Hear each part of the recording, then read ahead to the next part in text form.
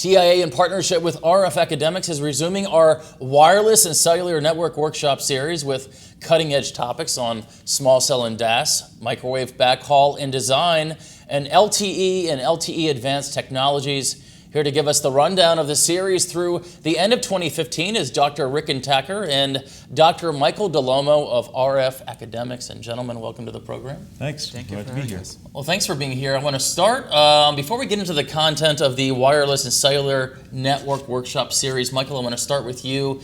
Can you tell us what's different about this coming up workshop as far as access to the workshop? Well, we've had 3 workshops with TIA so far. The most recent one at the TIA conference in June that was quite successful. But the most common comment we got from our attendees was, gee, I'd like to attend more, but I can't come to Arlington. So now we're going to be offering the workshops through the live online option. So you can either come in person or you can attend over the web. Rick, and of course, as Michael mentioned, you've done 2 workshops already under the Wireless and Cellular Network Workshop Series. Mm-hmm. You're now working on workshop number 3 that is called Understanding Small Cell and DAS. Can you tell us more about that? Sure. So first thing I want to mention is that all the next 3 workshops, just like our first 2 workshops, they don't have any prerequisites. So actually we start with the fundamentals and then we dive into the actual topic. With that said, our industry right now, cellular industry, at a stage where the data demand is increasing constantly. We have a higher volume of broadband data users increasing, and on the other hand, the radio resources are actually limited. DAS and small cell actually fit right into their bill, and it tries to actually help the industry not only with the coverage and capacity, but also actually tackle the issue of spectrum scarcity. With that said, we are also going to understand different advancements, indoor versus outdoor DAS versus hybrid DAS. For small cell, we want to understand how actually that's different from Wi-Fi and DAS. But not only that, we are going to understand the actual architecture within small cell and how that helps support the backhaul requirement for the industry. Mainly, we are going to understand the spectrum allocation, radio planning with respect to small cell as well. So it's a one-day workshop with both the topics combining together. But the idea here is to understand how these 2 technologies or the concepts within the cellular industry helps actually the cellular industry overall handle this increasing data demand properly. Michael, the 4th workshop of the series is called Microwave Backhaul and Design.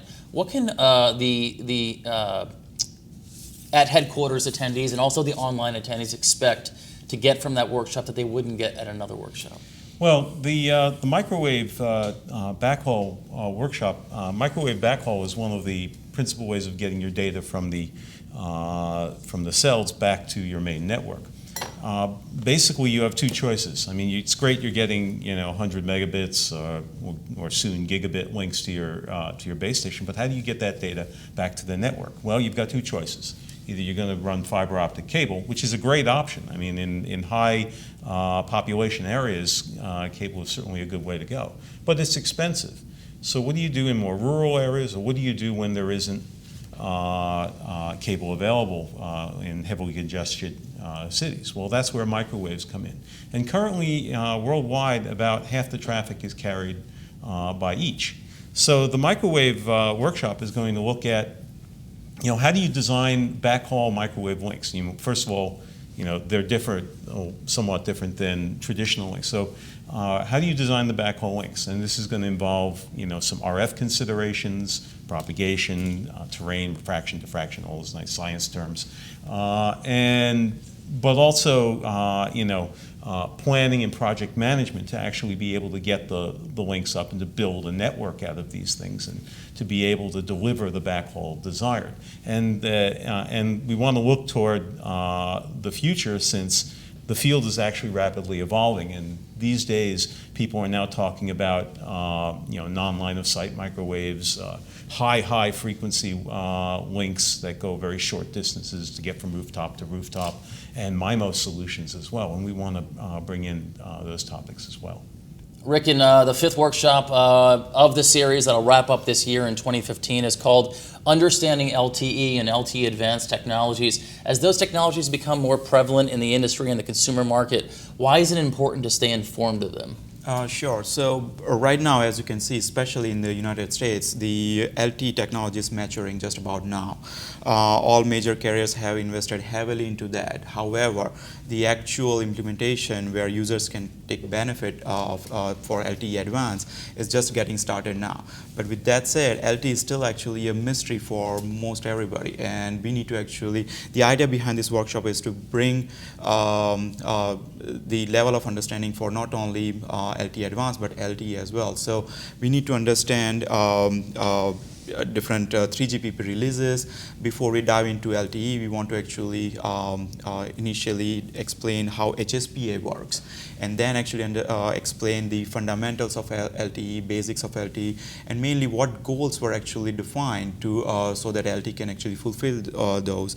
And then we'll dive into detailed architecture of LTE and understand end-to-end call flow. But that's actually about LTE, and as I said, the technology has matured, but there are so many technical parameters which we are going to explain in this workshop.